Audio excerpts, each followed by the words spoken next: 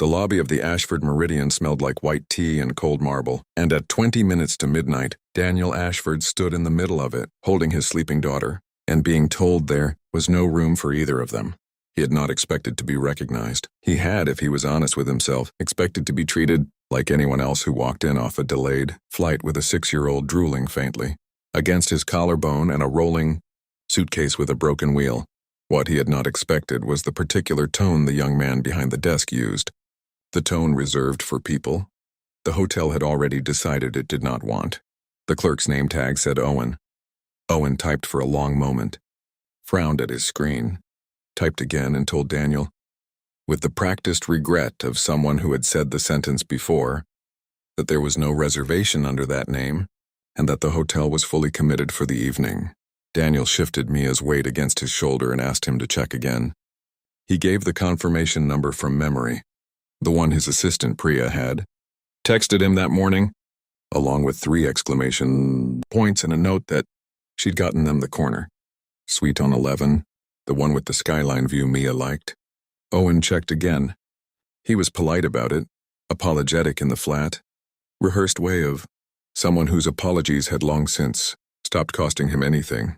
He said the number did not appear to be active in the system, that these things happened sometimes with third-party bookings, and that he would be glad to call a sister property nearby. A woman came around the corner of the back office at that moment, tying her hair back as she walked, the kind of motion that belonged to someone starting a shift rather than ending one. Her badge read Elena Cho, night manager. She looked at the screen over Owen's shoulder, looked at Daniel, looked at the sleeping child, and something in her face tightened for half a second before she smoothed it into professional calm. She said she was sorry. She said it twice, in fact, in 2 different ways, and there was something underneath, the second apology that Daniel would not understand. Until much later, not performance, but discomfort. The particular discomfort of a person repeating a line she did not fully believe. Daniel could have said his name. He could have said the word Ashford the way his father used to say it, like a key turning in a lock. He did not. He was too tired, and grief has a way of making a person smaller than they are, and some stubborn, exhausted part of him wanted to see what would happen if he was just a man, with a kid and no reservation. So he thanked them, adjusted Mia's weight, and walked back out into the cold, letting the revolving door spin him into the night without another word. He did not go far. 3 blocks over, a mid-range hotel gave them a room without incident, a queen bed and a rollaway, and Mia slept through the entire transaction without waking. Daniel sat on the edge of the bed afterward, still in his coat, and pulled up the confirmation email on his phone, the one Priya had sent that morning. It was still there, time-stamped, a real booking number, a real room. He read it twice. Then he opened his laptop and logged into the property management system with the access every owner technically had and almost never used, because his father had taught him that a business run by watching dashboards instead of walking floors was already dying, even if the numbers still looked healthy. The reservation had been canceled at 9:58 that evening. Not modified, canceled. He sat with that for a while before he let himself feel anything about it, because his father had also taught him that anger without information was just noise. He had flown in that day from Halifax, where he'd spent 3 days, finishing the paperwork on his father's storage unit, the last piece of his estate that nobody had wanted to deal with. Walter Ashford had died 2 years earlier, quickly and without much warning, in the middle of an ordinary Tuesday, and Daniel had spent those 2 years running the company his father built the way a man runs, with a stitch in his side, fast enough that he wouldn't have to notice how much it hurt. In that storage unit, among file boxes and an ugly recliner nobody could bear to throw away, Daniel had found a coffee can full of old brass keys, the kind with actual teeth instead of cards, souvenirs from the properties his father had personally renovated before Ashford. Hospitality was anything more than for extended stay. Motels along the highway between Halifax and Moncton. One of the keys was tagged in his father's handwriting. Room 4, first one I cleaned myself. Daniel had put it in his coat pocket without quite deciding to. The way you keep a stone from a beach you didn't plan to remember. He still had it on him in the lobby of the Ashford Meridian. The flagship property his father had opened 11 years ago and never lived to see become what it was now. Marble everywhere. A rooftop bar with a 2-week waiting list. A name that made event planners return calls faster. Daniel had handed daily operations to a management company after Walter's death because the board wanted growth and Daniel wanted, more than anything, not to be in a building that reminded him of his father every day. It had seemed at the time like the responsible decision. Standing in that lobby with his daughter asleep on his shoulder, being told there was no room for him in his father's hotel, he was no longer sure it had been the right one. The next morning, he did not call a board meeting. He did not summon the general manager to his office downtown. He dropped Mia at his sister's place 2 hours earlier than planned, apologized for the short notice, and went back to the Meridian through the loading entrance most guests never saw, the one that led past housekeeping carts and the laundry chute to a back staircase, up to the offices. He spent the morning in a windowless room with a terminal, pulling occupancy reports the way his father used to pull them. Not the polished weekly summary the general manager sent the board, but the raw nightly logs room by room, hour by hour. It took him less than an hour to find what he was looking for in most of the afternoon to understand what it meant. The hotel had not been full the night before. 9 rooms had gone unsold. But 11 o'clock that evening, a block of 12 rooms had shown in the system under a designation Daniel had never seen before: priority curation hold.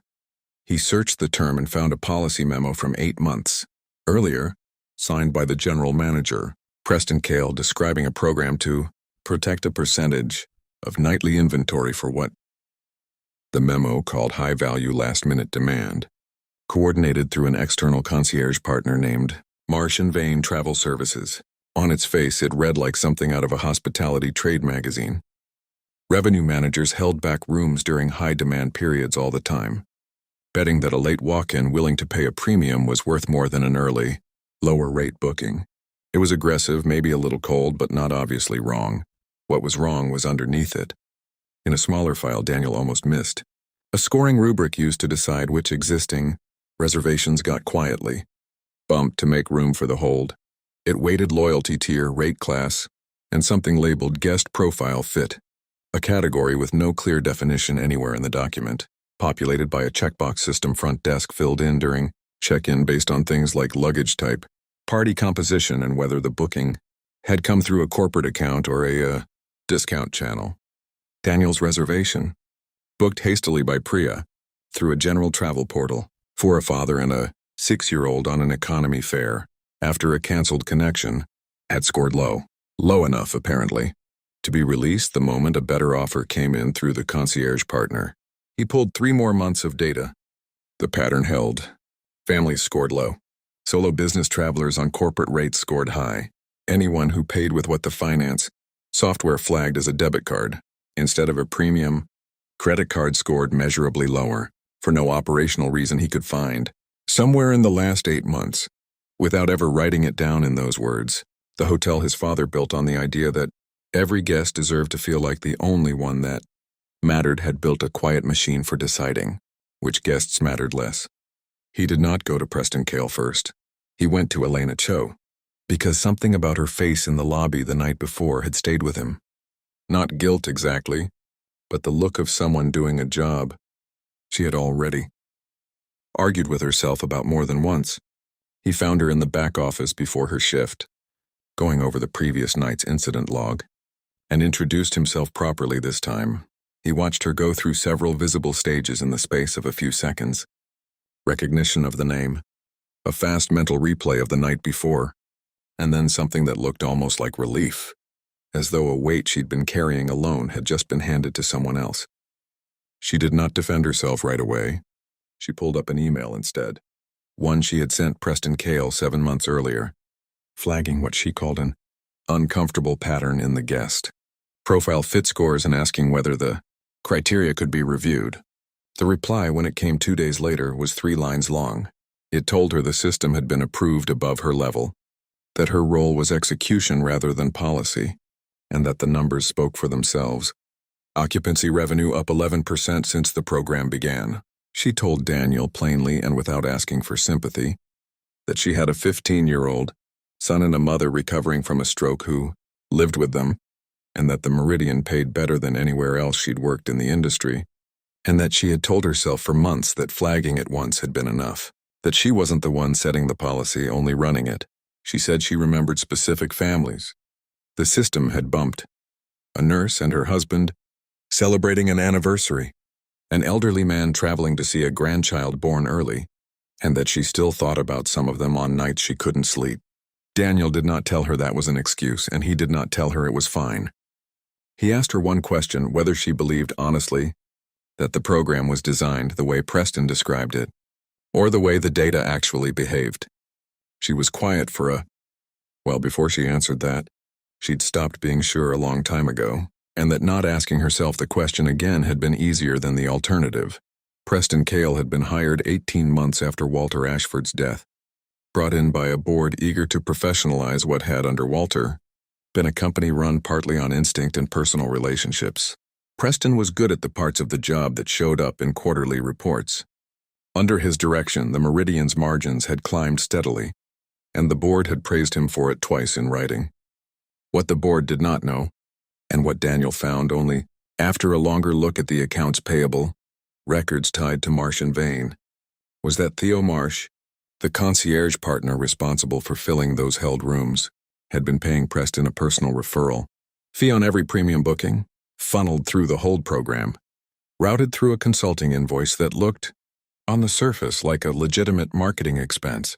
When Daniel confronted him, late that afternoon in the office that had once been Walter's, Preston did not deny it outright. He explained, with the particular defensiveness of a man who has rehearsed his justification many times in his own head, that he'd inherited a mandate from the board to grow margins fast, that Theo's arrangement had started as a straightforward volume incentive before it became something else, that his ex-wife's lawyers had been draining him for 2 years, and the extra income had started to feel less like a compromise and more like survival. He said the numbers had never lied. He did not, even then, seem to fully understand that the numbers had simply stopped measuring the thing that mattered. Daniel did not raise his voice. He asked instead how many nights over 8 months a family or an ordinary traveler had been quietly moved out of a room they had already paid for, so that a stranger with a better score could take their place. Preston did not have that number. Daniel did. He had spent the morning building it. 61 nights, some of them multiple guests at once. He thought, in the hour after that conversation, about firing everyone in the building who had touched the program. It would have been simple, and it would have felt briefly like justice. He thought about the headline it would make. Hotel owner fires entire staff after being turned away from his own front desk, and some tired, honest part of him recognized that the story he wanted to tell and the story that was actually true were not quite the same one. He thought about his father instead, and about a habit Walter had kept until the year he died. Unannounced visits to every property twice a year. No warning to the general managers, just Walter walking the lobby at odd hours, talking to housekeepers and line cooks by name, writing things down in a small notebook he never let anyone else read. Daniel had thought it was sentimental once, a founder's habit, something a bigger company would eventually outgrow. Standing in the empty office that used to be his father's, he understood it differently. It hadn't been sentiment. It had been the only reliable way to know what was actually happening in a building full of people whose incentives did not always point toward the truth. That evening, he called a meeting with the property's full leadership team, the general manager, the director of revenue, the 2 duty managers who had signed off on individual overrides in the scoring system, and the head of guest relations who had quietly handled the negative reviews the program generated, offering vouchers in exchange for guests taking down their posts. He laid out what he had found without theater, in the same flat tone Elena had used with him that morning. By the end of the night, Preston Cale, the director of revenue, and both duty managers no longer worked for Ashford Hospitality. The contract with Marsh and Vane was terminated before midnight. It was, in the language the trade press would later use, a wholesale leadership shakeup, the kind that made the local business section and, eventually, a headline neither entirely accurate nor entirely wrong. An owner who had walked in as a stranger and walked out having cleared out the people responsible for making strangers of the wrong guests. Elena Cho was not on that list. Daniel told her plainly that what she had done was not nothing, that raising a concern once and then quietly complying for 7 months was a real failure, not a small one, and that it would go into her file as a formal warning. He also told her that the difference between her and the man who had just been let go was not that she was blameless, but that she had tried to stop it before it happened to him, and had kept a written record of trying, and had told him the truth without being cornered into it. He offered her the newly created role of guest experience lead, with the explicit condition that her first project would be rebuilding the check-in scoring system from the ground up, this time with an outside auditor reviewing it quarterly. It was not a reward. It was closer to a second chance with weight attached to it, and she seemed to understand the difference, because she did not thank him the way people thank you for a gift. She simply said she would take it seriously, and something in the way she said it told him she meant to prove it over months, not in one conversation. Daniel did not make a public statement about any of it. He gave one short interview to the trade publication that broke the story, in which he said only that the hotel had failed at the thing his father built it to do, and that fixing it mattered more than explaining it. 3 weeks later, on an ordinary Thursday evening, he came back to the Meridian without telling anyone, dressed the way he'd dressed the night he was turned away, and stood near the reception desk pretending to check messages on his phone. He watched a young couple in matching windbreakers, clearly on their first trip somewhere expensive, get told with visible discomfort that there had been an overbooking issue and that they might need to be relocated. He stepped up to the desk himself before it went further, not as the owner exactly, though the new night manager recognized him immediately and went a little pale, but as someone who remembered exactly what that moment felt like. From the other side of the counter, he asked the manager to hold the situation for a minute, walked back into the small office, and personally found them a room, the same corner suite on 11 that had once been meant for him and Mia. He kept the brass key from room 4 in his desk drawer at the Meridian after that, not as a decoration, but as a reminder of a sentence his father used to say so often. It had worn smooth from repetition, that a guest was only ever asking for one thing, which was to matter for the night they were there, and that a business could hold on to every other metric in the world and still fail completely if it forgot that one. He did not fix the entire company in a night. Some habits at Ashford Hospitality took months to unwind, and Elena's audits turned up smaller problems at 2 other properties that took longer still to correct. But on ordinary evenings, more often than his assistant thought was strictly necessary for a man running a company this size, Daniel Ashford could still be found near the front desk of his father's hotel, not checking dashboards, just watching the door, the way Walter used to, waiting to see who walked in.